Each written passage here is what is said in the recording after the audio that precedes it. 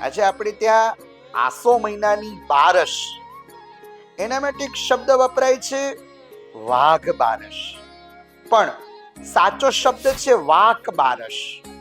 વાક એટલે વાણી, અને વાણીના અધિષ્ઠાત્રી જો કોઈ દેવી હોય તો એ સરસ્વતી માતાજી છે. સરસ્વતી માતાજીની પૂજા થાય. માતાજીની પૂજાની સાથે સાથે આ વાક બારસને ગોદ્વાદશી પણ કહેવામાં આવે છે.